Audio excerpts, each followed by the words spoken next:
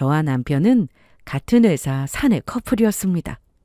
무려 3년이나 연애한 장수 커플이었죠. 그렇게까지 연애를 길게 했던 건 별다른 이유나 반대가 있어서가 아니었습니다.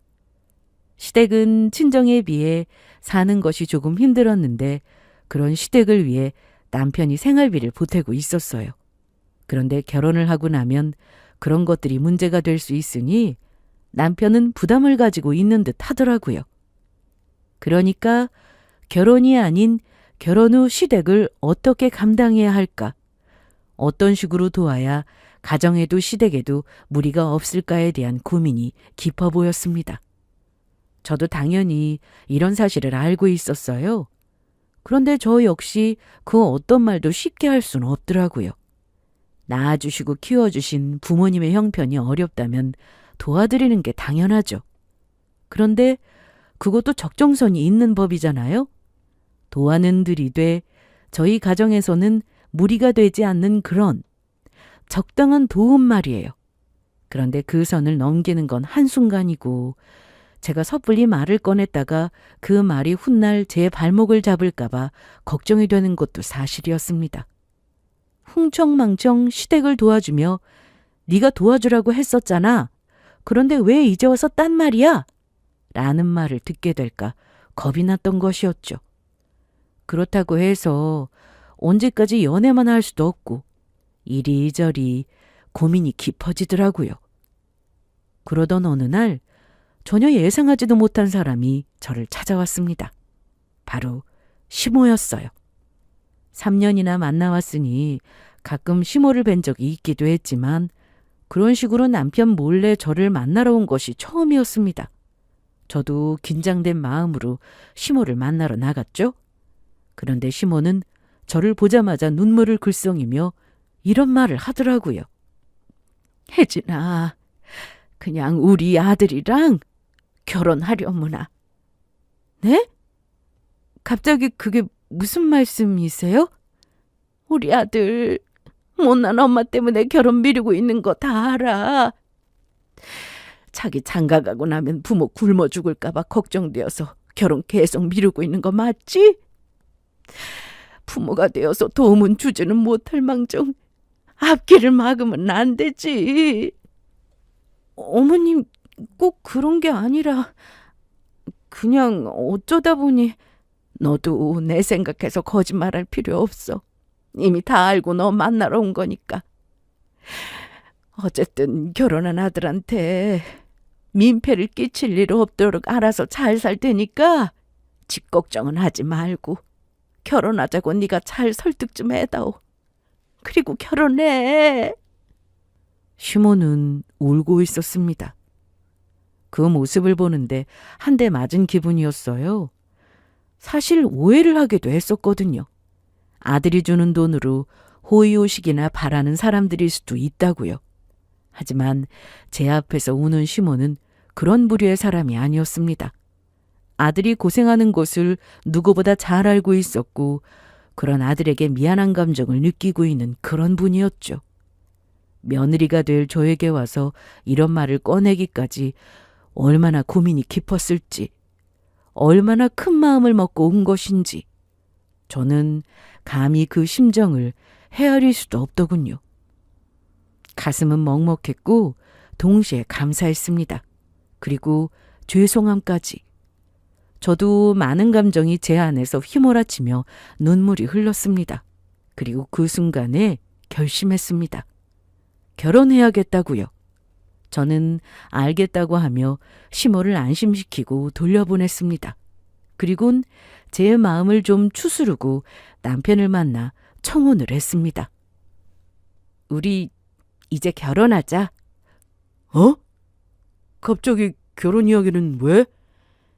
우리 3년이나 만났고 이제 결혼할 때도 됐잖아. 자기가 뭘 걱정하는지 나 잘 알아. 그래서 말인데 우리 결혼하게 되면 돈은 따로 관리할 거야. 따로 하면서 당신이 감당할 수 있는 선까지 부모님 도와드려. 나도 나대로 조금씩 보태도록 할게. 그리고 돈 관리를 따로 하자는 이유는 자기가 자기 집 도우면서 내 눈치 보는 게 싫어서니까 괜히 섭섭해하지 말고. 갑자기 왜 이런 말을 하는 거야? 아니, 나도 자기랑 결혼하고 싶고 이런 제안 고맙긴 한데 너무 갑자기 이런 말을 하니까 당황스러워서 그래. 어머님이 오셨었어. 오셔서 자기 설득해서 결혼하라고 하시더라. 어머님 오늘 뵈니까 너무 좋은 분 같았어.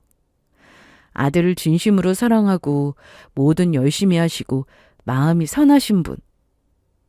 그래서 나 그런 분 며느리 되고 싶어서 그래. 우리 이제 결혼해서 잘 살자. 행복하게 말이야.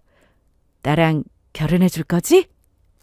남편은 고개를 끄덕였고 그렇게 저희는 부부가 되었습니다.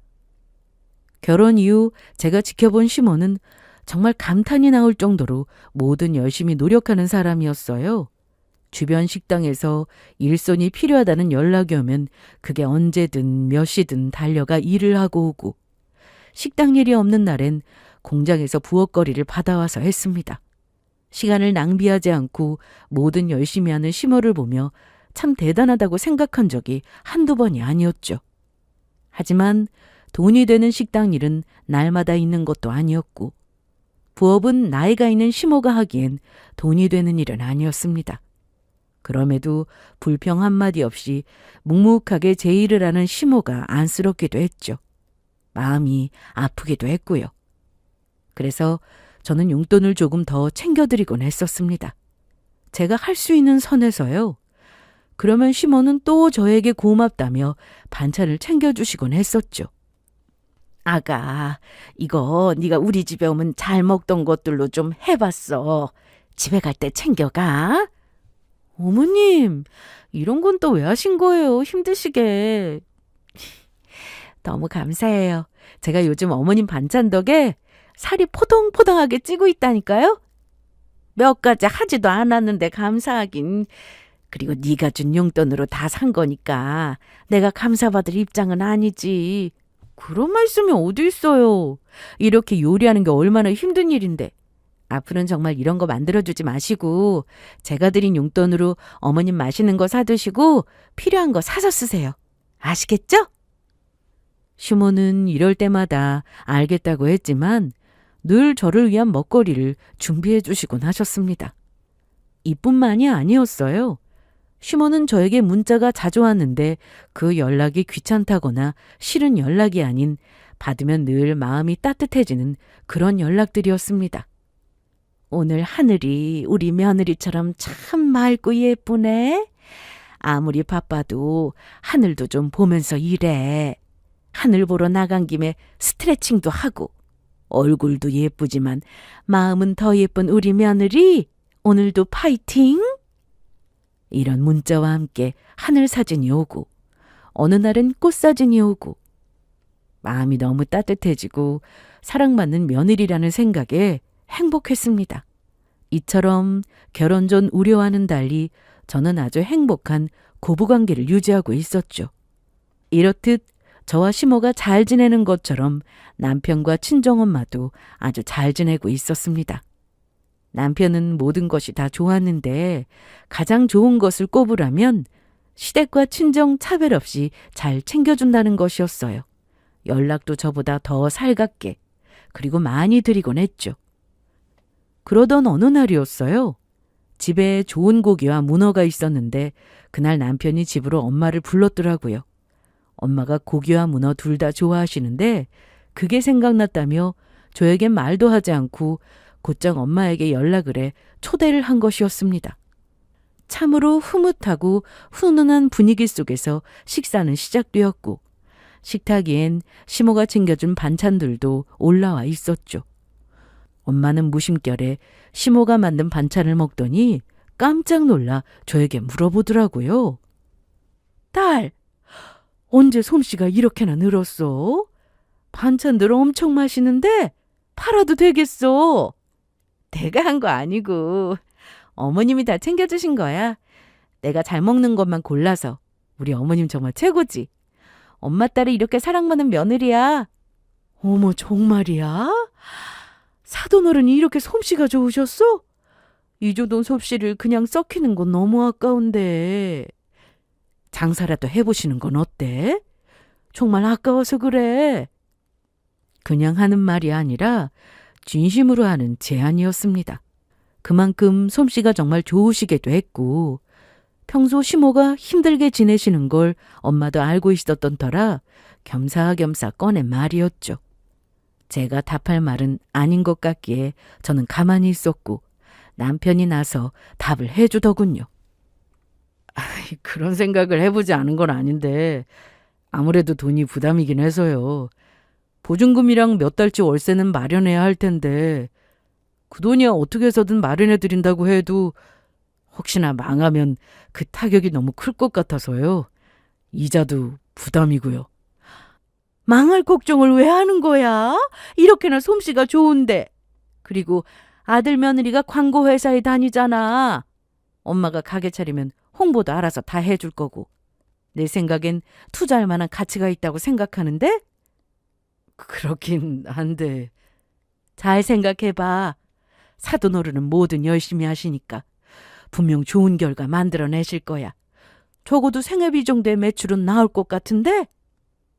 남편은 엄마의 말에 생각이 많은 듯 했습니다.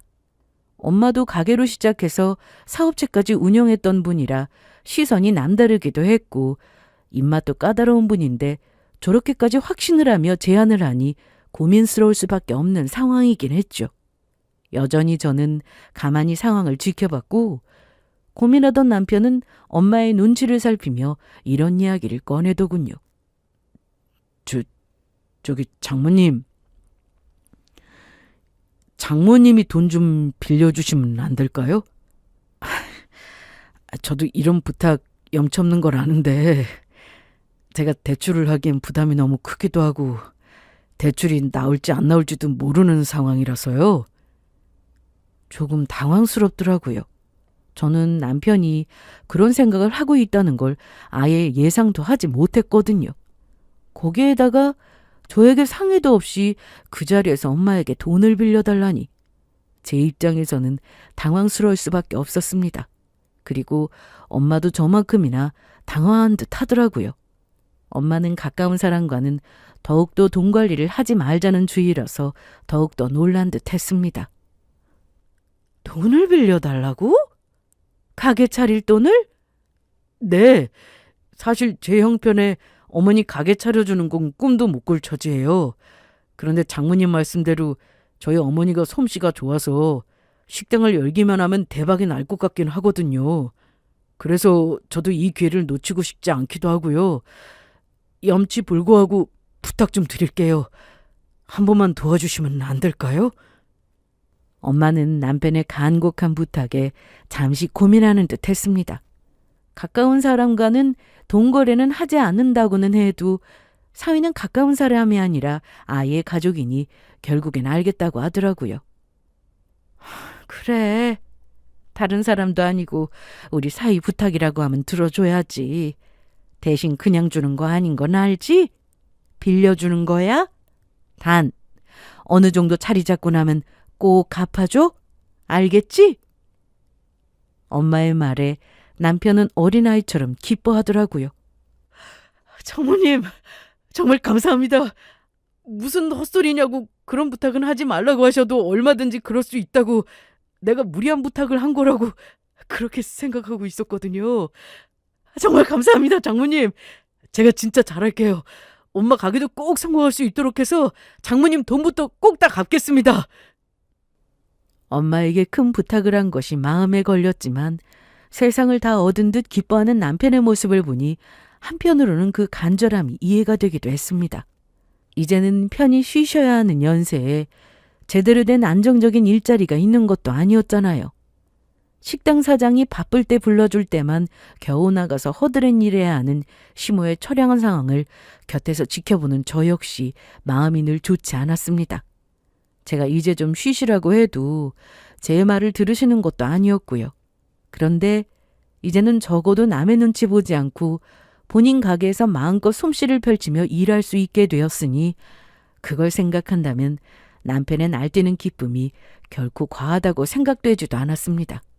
자식으로서 오히려 당연한 감정이었죠.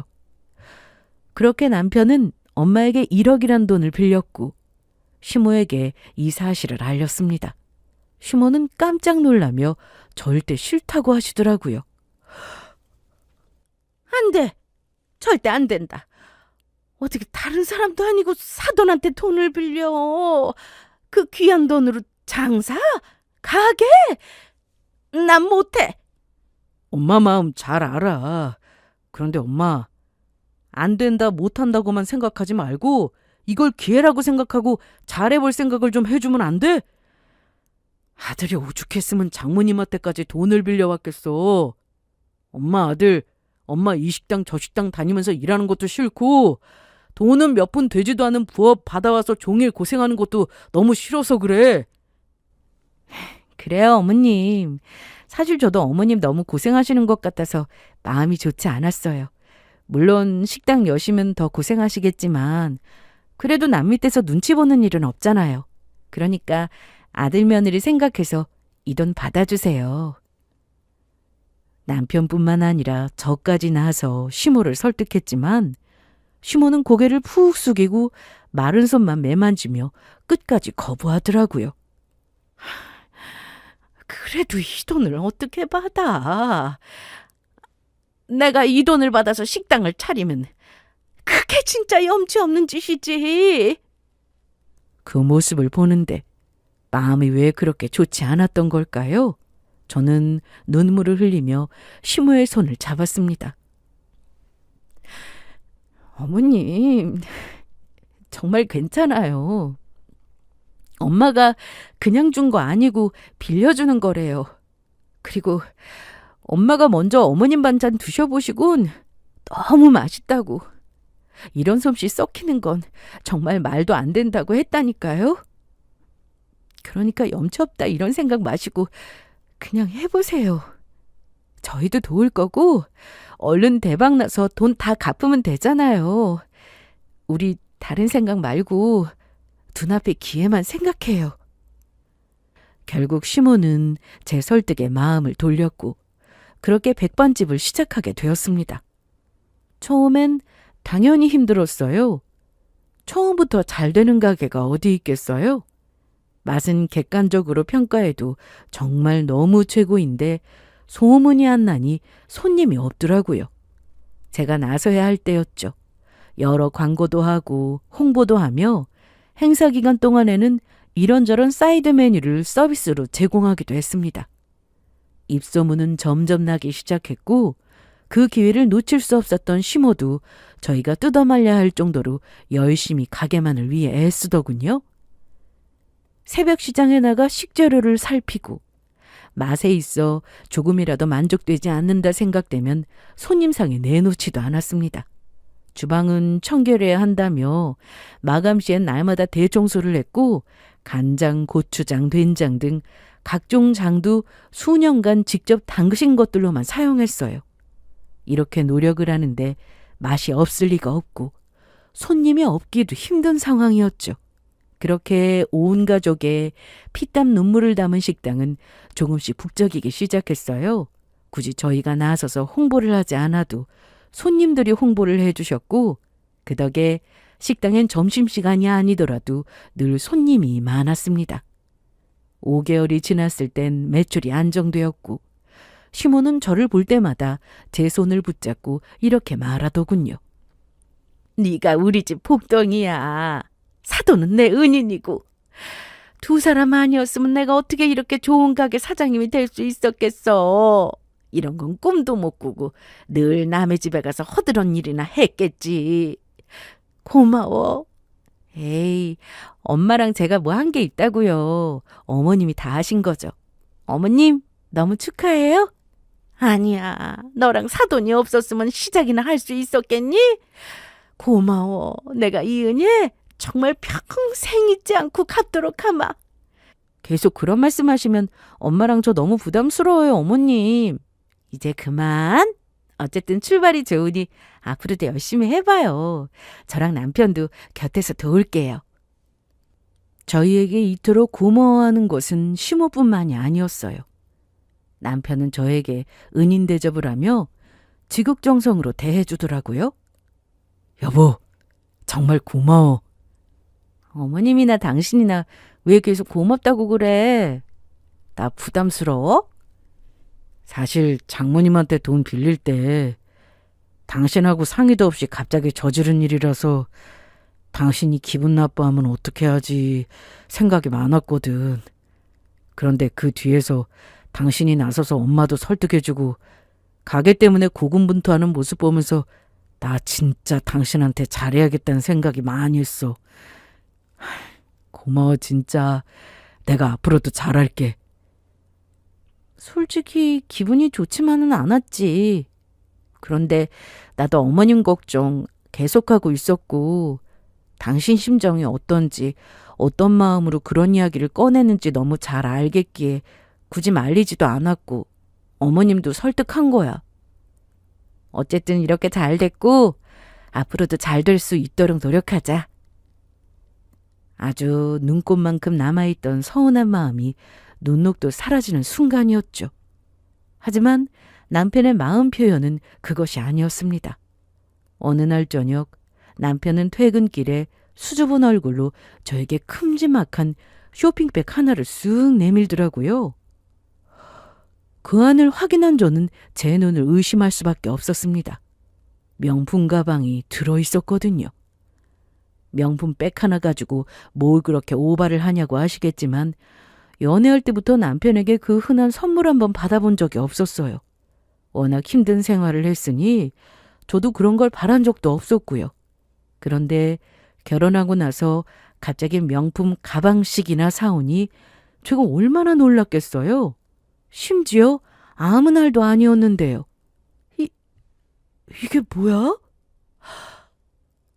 이렇게 갑자기 비싼 가방을 왜 사온 거야? 제가 너무 놀라 눈이 휘둥그레져서 묻자 남편은 쑥스러운 듯 긁적이며 세상에서 가장 다정한 미소를 지어 보였습니다. 당신 선물. 그동안 당신한테 이런 거 하나 사주지 못한 게 마음에 걸렸었어. 이제 엄마한테 생활비나 용돈 드리지 않아도 되니까 이런 여유도 생겼지 뭐야. 남들은 연애할 때부터 하나씩 사준다는데 나는 너무 늦어서 미안해. 눈물이 왈칵 났습니다. 명품 가방 때문이 아니었어요. 남편은 옷도 단벌 신사에 신발도 고작 2켤레로 돌려 신는 사람이었는데 그런 사람이 본인 것은 사지도 않고 여유가 생겼다고 그걸로 또 차곡차곡 모아 제 것을 사온 것이 너무 고맙고 감격이더라고요. 저는 그날 남편의 품에서 엉엉 울었고 앞으로도 남편과 시댁에 더욱더 잘하며 이 가정을 잘 꾸려나가야겠다고 다짐 또 다짐했습니다. 그렇게 시모의 가게가 번창하면서 저희는 더욱 화목해졌어요. 행복한 시간이었습니다. 1년이 지나고 2년이 지날 때까지는요. 시모의 가게는 꿈꾸던 대로 대박 가게가 되었고 2년 만에 체인점 이야기가 나올 만큼 어마어마한 기세로 훨훨 날아오르고 있었습니다. 당연히 좋았죠. 그토록 바라던 말 그대로 꿈이었는데요. 그런데 그때부터 묘하게 남편의 행동이 달라지더라고요. 예전에 검소한 모습은 사라졌고 돈을 펑펑 쓰고 다니더군요. 필요한 것을 사는 것이 아닌 말 그대로 사치를 부리고 있었죠. 같은 회사에 다니니 그 월급이야 뻔했고 저리 사치 부릴 만한 돈을 버는 것이 아니었으니 그 돈의 출처는 시모가 분명했습니다. 그동안 고생 많이 했고 그 보상 심리로 인해 돈을 좀 쓰는 것까지 이해하지 못하는 건 아니었어요. 그런데 그 사치를 부리기 전에 두 사람이 꼭 해야 할 일이 있잖아요. 엄마에게 돈을 갚는 건 말입니다. 2년 동안 번 돈이 꽤 될 텐데 두 사람은 단 한 번도 엄마에게 빌린 돈 이야기는 꺼내지도 않더라고요. 결국 제가 먼저 말을 꺼내게 되었죠. 저기 여보, 이제 어머님 장사도 안정됐고 2년 동안 벌어두신 돈도 꽤 될 텐데 슬슬 엄마 돈도 좀 갚아줘야 하는 거 아니야? 엄마도 목돈 빌려주고 지금 좀 부담이 클 거야. 당신이 어머님한테 말 좀 해주라. 어려운 형편도 아니고 장사도 대박 수준이니 당연히 엄마에게 갚을 돈은 따로 잘 마련하고 있다고 생각했습니다. 두 사람 다 입만 열면 은혜 갚겠다, 다른 건 몰라도 그 돈부터 갚겠다고 약속했던 사람들이었으니까요. 그런데 제가 힘들게 꺼낸 말에 대한 대답이 전혀 예상외의 답변이었어요. 아, 그 돈? 사실은 그렇지 않아도 엄마랑 돈 이야기를 했었는데 엄마도 돈이 별로 없나 봐. 2호점도 그렇고 요즘에 가게에도 이것저것 목돈 들어갈 일이 많았나 봐. 어떻게 하지? 장모님 돈 급하게 필요하시대? 아니, 우리 엄마가 먼저 돈 이야기 꺼낼 사람이야? 그냥 내가 보기에 부담되는 것 같기도 하고 가게가 워낙 잘 되니까 당연히 엄마한테 줄 돈은 따로 마련하고 있을 거라 생각했었지. 그런 건 내가 굳이 따로 챙기거나 말하지 않아도 당신이 알아서 잘 챙기고 있을 거라 생각했고. 제 말에 남편은 민망한 듯 뒷머리를 긁적이며 슬그머니 제 시선을 피하더라고요. 기막혔습니다. 남편이 말하는 돈이 없다는 말은 전혀 앞뒤가 맞지 않았거든요. 돈이 없다던 시모는 최근에 남편에게 차를 뽑아주었고 시모도 돈을 흥청망청 쓰고 다니는데 갚을 돈이 없다니 제 입장에선 웃기지 않겠어요? 당장 그 차만 팔아도 빌린 돈의 절반은 갚을 텐데요. 진짜 돈이 없어서 못 갚는 것이 아닌 있으면서도 안 갚는다는 느낌이 들자 저도 말이 곱게 나가지만은 않았습니다. 솔직히 내 입장에선 섭섭할 만한 건 알지? 당신 차도 바꾸고 어머님도 요즘 돈 쓰는 씀씀이도 바뀌셨잖아. 물론 상황이 바뀌었으니까 달라질 수도 있는 건데 일단 엄마한테 줄 건 줘야 하는 거 아니야? 하여튼 나는 그렇다고. 그래. 당신 입장에선 충분히 그럴 수도 있지. 미안해.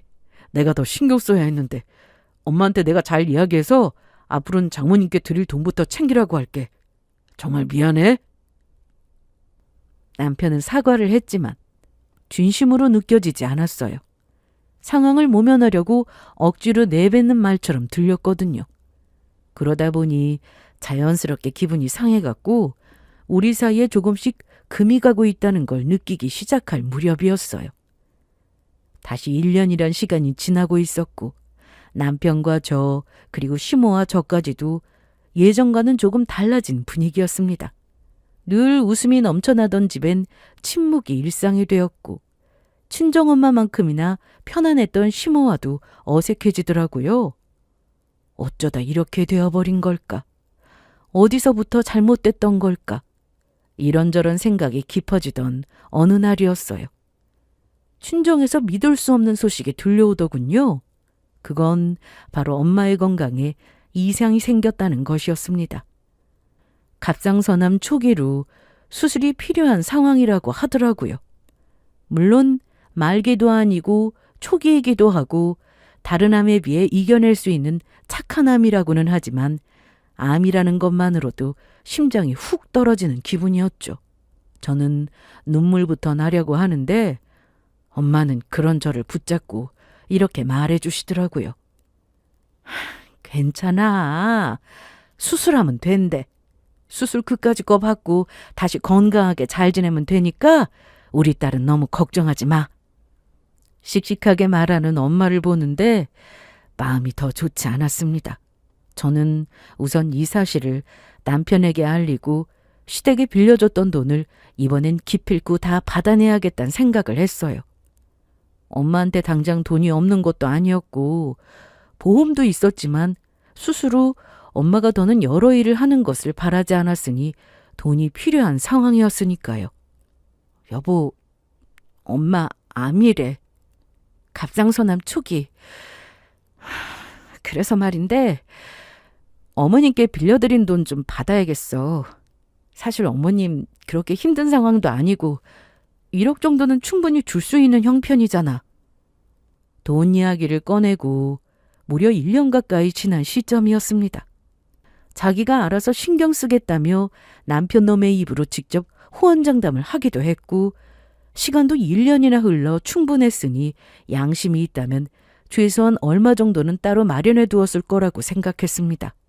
하지만 장모가 암에 걸렸다는 청천벽력 같은 소리에도 남편은 엄마의 상태를 걱정하기는커녕 지난 1년 사이 돈독이 오를 대로 올라 훨씬 더 추악하고 뻔뻔해진 답변을 제 면전에 내놓더라고요. 갑자기 그런 큰 돈을 달라고 하면 어떻게 줘? 돈 없다니까?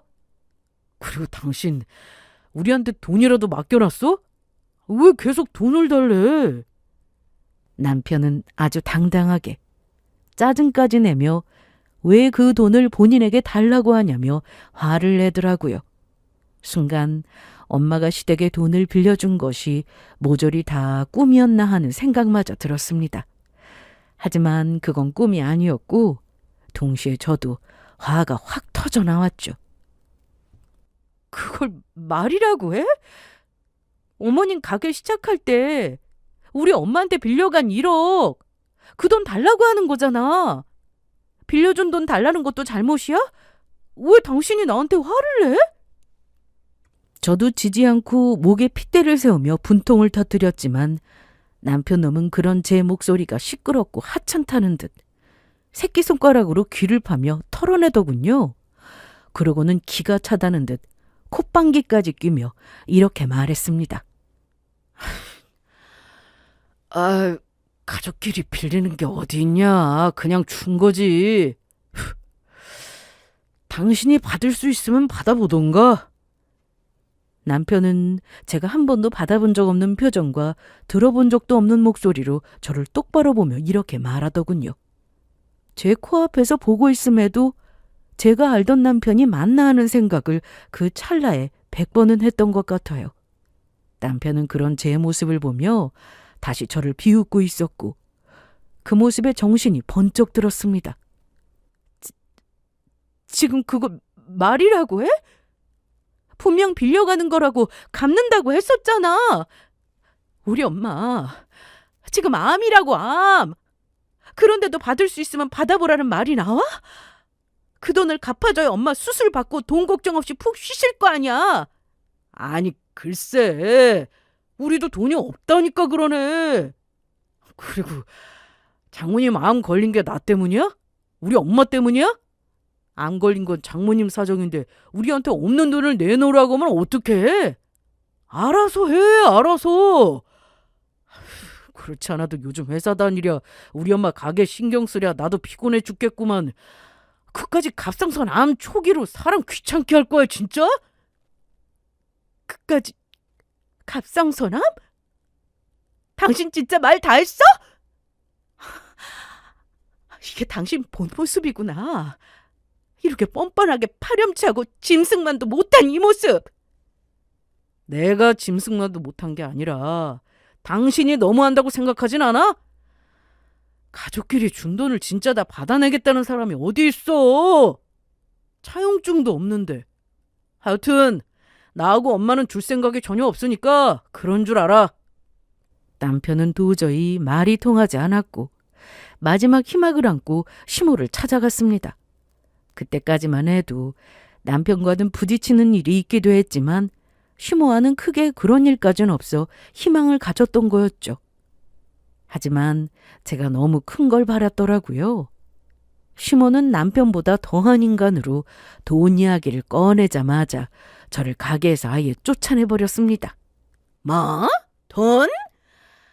너는 지금 가게 바쁜 거 보이지도 않니? 하필 바쁜 시간에서 재수없게 돈 달라는 말을 왜 하는 거야?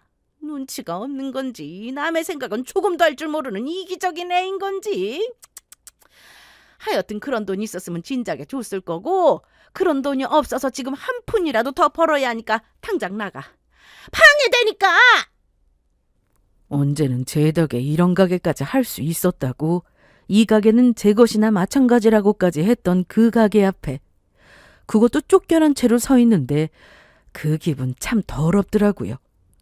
돈 때문에 이혼하는 일도 많다는 이야기를 들을 때는 돈이 뭐라고 이혼까지 하겠냐고 생각했는데 제가 직접 당해보니 돈처럼 치사하고 사람 열받게 하는 일이 또 없을 뿐더러 이혼 사유가 되고도 남을 일이었습니다.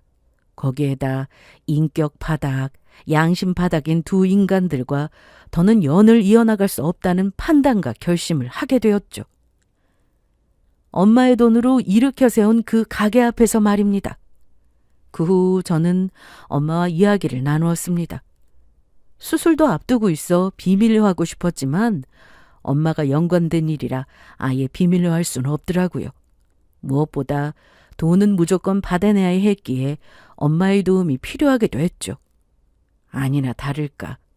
엄마는 남편에게 돈을 빌려줄 때 엄마의 자산관리사분과 일을 맡아주시는 변호사분들을 통해 빌려주었더라고요. 무지한 남편과 시모는 자신들이 직접 쓴 차용증 같은 것이 없으니 그런 적 없다, 그냥 받은 것뿐이다라고 발뺌을 할 생각이었던 것입니다. 저는 그 말도 안 되는 생각을 부숴주기 위해 이혼 소송과 동시에 대여금 반환 소송을 시작했습니다. 여러 건에 나뉘어 있었지만 계좌 간 거래가 남아 있었고 두 사람에게 감사하다는 마음을 전한 문자도 고스란히 남아 있었죠. 거기에다 남편이 가게가 잘 될 무렵 엄마에게 전화를 걸어 감사하다며 울고불고한 음성통화 녹음도 남아 있었습니다. 장모님, 정말 감사합니다. 저희 엄마가요, 돈 걱정 없이 지내본 게 처음이라고 이렇게 행복해도 되냐고 하면서 울더라고요. 다 장모님 덕이에요. 내 덕은 무슨, 다 사돈어른이 솜씨가 좋으셔서 그렇지. 자네도 고생 많이 하고 있고 말이야. 아닙니다. 그때 1억이나 빌려주셔서 엄마가 가게를 할 수 있었다고요. 제가요, 진짜 열심히 엄마 도와서 가게 대박 낸 다음에 장모님 돈 이자까지 줘서 꼭 다 갚겠습니다. 이런 통화 내용들 말이에요. 이런 상황이 올 줄 알고서 이런 것들을 녹음했던 것이 아니라 사업을 오래 하다 보니 당연한 일이기에 습관처럼 녹음을 했던 것이었습니다. 결과적으로는 큰 증거가 되었고요. 그런 증거들이 나오기 전까지 남편과 시모는 오히려 당당했습니다. 이혼? 그래, 하자 해. 나도 당신이 계속 돈 돌려달라고 하는데 질린다 질려. 누가 이혼하자고 하면 무서워할 줄 알아? 그래 아들. 그냥 이혼하는 게 낫겠다. 그간 정이 있어서 그냥 데리고 살려고 했는데 요즘 쟤 하는 꼴로 봐선 도저히 안 되겠어. 그냥 이혼해. 하지만 돈을 빌렸다는 증거와 엄마의 자산관리사 및 변호사분이 나서기 시작하자 180도 반응이 바뀌더라고요. 아니, 사람 자체가 또 바뀌었죠. 여보, 우리 진짜 이혼할 건 아니지? 그땐 내가 너무 화가 나서 그냥 한 말이었고. 우리가 어떻게 이혼을 해? 연애 3년에 결혼 생활 4년 가까이 총 7년 세월인데 너는 내가 엄마랑 상의해서 빨리 갚도록 할게. 그러니까 화 좀 풀고 이혼 소송 취소 좀 해줘. 그래 아가야. 아니 너희가 어떤 인연인데 이혼은 무슨 이혼이야? 돈 이자까지 쳐서 마련해 주려고 하고 있었다고. 이 여자 알지? 더 대박 날 일만 남았다고. 그러면 우리가 알아서 다 챙길 텐데. 네가 계속 돈 이야기를 꺼내니까 우리도 서운한 마음에 말을 세게 한 것뿐이야. 우리 진심은 아가 네가 더 잘 알고 있지 않니? 태세 전환이 너무나도 뻔뻔해서 웃음밖에 나오지 않더라고요. 저는 그 웃음을 감추지 않고 겉으로 드러내며 한 가지 질문을 했습니다.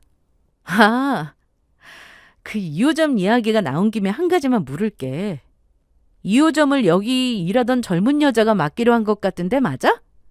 하필 요리도 전혀 할 줄 모르는 손맛이라고는 없어 보이는 그 젊은 여자가 하는 게 맞냐고. 제 물음에 두 사람은 그야말로 사색이 되더라고요. 젊은 여자가 2호점의 주인이 된다? 가능한 이야기죠. 그런데 제가 그런 질문을 한 것도 제 질문에 두 사람의 얼굴이 사색이 되어버린 것도 다 이유가 있었습니다. 네, 찌질하던 인간이 먹고 살만해지니까 가게에 일하던 젊은 여자와 바람까지 난 것이었어요. 그것도 저희 엄마 돈으로 차린 그 가게에서 말이에요. 2호점을 상간녀에게 넘기는 이유도 뻔했습니다. 2호점은 제 관심 바뀔 테고 2호점도 똑같이 대박이 나고 나면 제 눈을 피해 불을 쌓으려고 했던 것이었어요.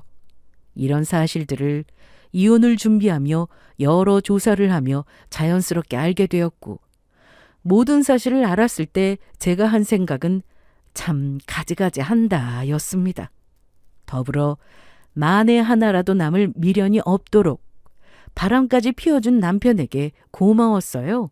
그리고 아들이 그딴 짓이나 한다는 것을 알고도 조력자가 되어준 시모에게도 고마웠고요. 어쨌든 저는 고마운 두 인간 덕에 미련조차 없었고 사색이 된 두 인간에게 확실하게 제 뜻을 전했습니다. 그래, 내가 이 표정이 보고 싶었거든. 워낙 뻔뻔한 사람들이라 상간녀에 대해 언급해도 얼굴색 하나 바뀌지 않으면 어쩌나 했는데 어쨌든 이 표정을 보니까 내가 속이 조금은 후련하네. 이제 알겠지? 난 당신이랑 무조건 이혼할 거야. 이혼하지 않을 이유가 없는데 내가 당신 같은 인간이랑 계속 살 필요가 없잖아? 이처럼 이혼 의사를 단호하게 말해도 두 사람은 끈질기게 저에게 매달리더군요. 제가 아니면 죽는다며 눈물바람까지 하면서요. 하지만 저는 흔들리지 않았고 이혼 소송, 대여금 반환 소송뿐만 아니라 상간녀 소송까지 다 진행했죠. 당연히 모든 소송은 제 승소로 끝이 났고 각종 위자료와 엄마가 빌려줬던 돈까지도 이자까지 다 받아낼 수 있었습니다. 그 과정에서도 기가 막혔던 게 그동안에 번 돈이 얼만데 그 돈들을 겨우겨우 마련해서 주더라고요. 그것이 이상해서 조사해보니 글쎄 두 인간이 뭘 믿고 상간녀에게 재산을 거의 다 빼돌려뒀더라고요. 저도 모르게 마련한 집도 있었는데 그것도 상간녀의 명의였습니다. 저러다 정말 큰일이 나겠구나 싶었는데 정말 큰일이 나고야 말더라고요. 이혼 후 돈이 마르니 두 사람은 상간녀에게 당장 집부터 처분하라고 한 모양이었어요. 너 우리가 네 명의로 해준 집부터 얼른 처분해서 돈 입금해. 조금 저렴하게 내놔도 손해는 아니니까 괜히 몇백 아끼려고 시간 끌지 말고 얼른 가서 내놓으란 말이야. 어머님, 조금만 더 두면 오를 텐데 지금 팔면 너무 아깝지 않을까요? 부동산에서도 지금이 꼭대기라고 했는데 무슨 말이야? 너 설마 네 명의로 해준 집이라고 네 거라고 생각하는 거니? 그래서 지금 아깝다고 생각하는 거야? 얘 진짜 웃긴 애네. 야, 내 집이야. 그러니까 너는 그냥 내가 시키는 대로만 해. 상간녀는 시모의 말처럼 집도 내놓았고 팔기도 했지만 그 돈을 시모에게 넘기진 않았다고 합니다. 집을 몰래 팔아치운 상간녀는 그 길로 잠적을 해버렸는지 완전히 창백해진 얼굴로 전 시모가 회사까지 찾아왔더라고요. 아들, 이 일을 어떻게 하니? 은진이가 집을 팔았다는데 연락이 안 된다. 어제 잔금까지 다 줬다는데 연락이 안 돼. 이 일을 어떻게 해?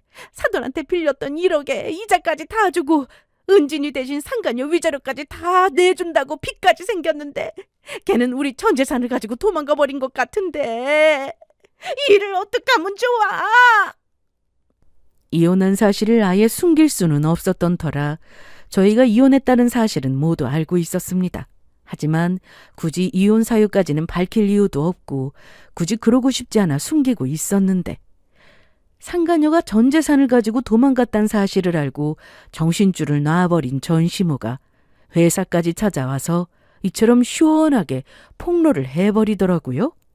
그 덕에 사무실 사람들은 저희의 이혼 사유를 자세히 알게 되었고 저도 두 사람이 상간녀에게 시원하게 뒤통수 맞았던 통쾌한 사실을 알게 되었죠.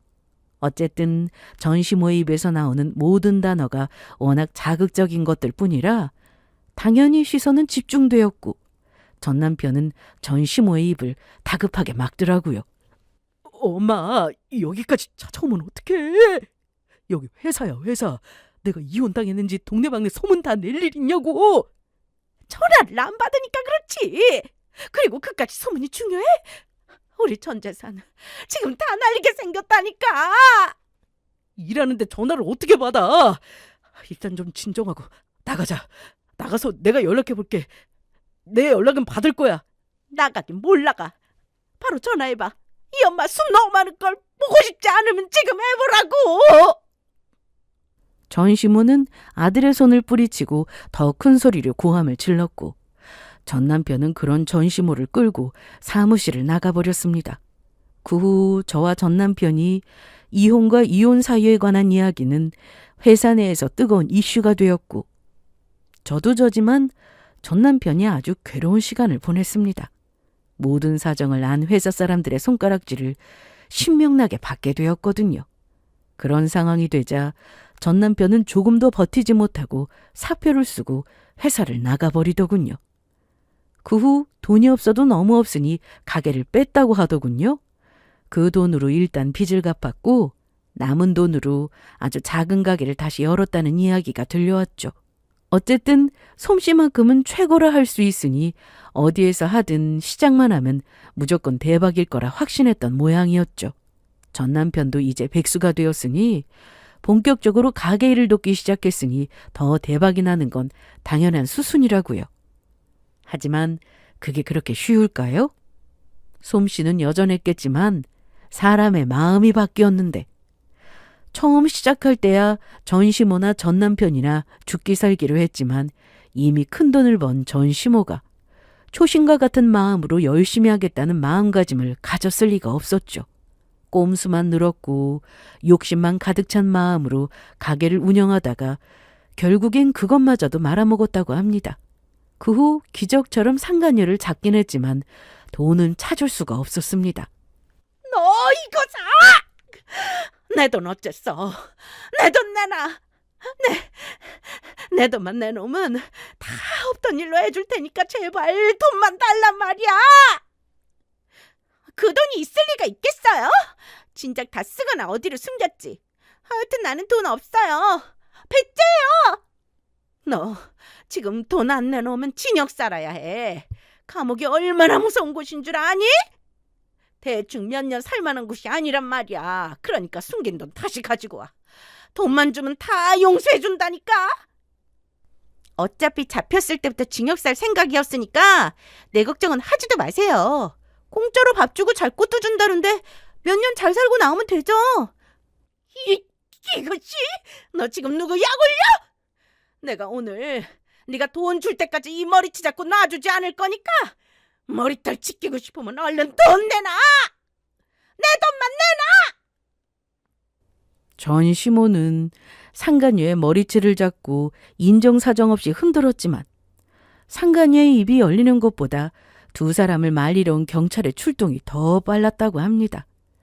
경찰서에 붙잡혀간 상간녀는 결국 징역을 선택했고 결국엔 사람도 잃고 돈도 잃고 파국의 꽃이 활짝 피었다고 하네요. 그 통쾌한 결말과 걸맞게 저도 아주 잘 지내고 있습니다. 일단 저는 회사를 그만둔 상황인데요. 그 이유는 엄마와 더 많은 시간을 보내고 싶어서였어요. 다행히 수술도 잘 끝났고 경과도 좋긴 하지만 여러 일을 겪으면서 제가 생각한 것보다 엄마와 함께 할 수 있는 시간이 더 짧을 수도 있다는 생각이 확 들더라고요. 그래서 이혼과 암이라는 핑곗거리가 있을 때 그만두고 엄마와 보내는 시간을 만들기로 했습니다. 그래서 요즘엔 엄마와 국내 이곳저곳을 다니며 하루살이를 하고 있어요. 마음에 드는 곳이 있으면 길게는 한 달을 지내기도 하고요. 제일 최근에 한 달 정도 머물렀던 곳은 태안이었는데요. 조용한 마을에서 한 달을 지내며 바다도 실컷 보고 갯벌 체험도 하며 아주 즐거운 시간을 보내고 현재는 집으로 돌아와 재정비를 하고 있습니다. 그 덕에 이렇게 제가 애정하는 채널에 사연을 쓸 시간도 생겼네요. 저는 이야기를 끝내는 대로 다음 여행지를 정하고 또 훌쩍 어디론가 떠날 예정인데요. 언제까지 이 여행의 시간이 허용될지는 모르겠지만 가능한 그날까지 최선을 다해 행복한 여행을 다녀보려고 합니다. 그래서 훗날 이날을 후회하는 일이 없도록 제 생애 가장 젊은 오늘을 잘 즐겨보려고요. 저는 이만 물러가 볼게요. 긴 이야기 함께 해주셔서 감사합니다.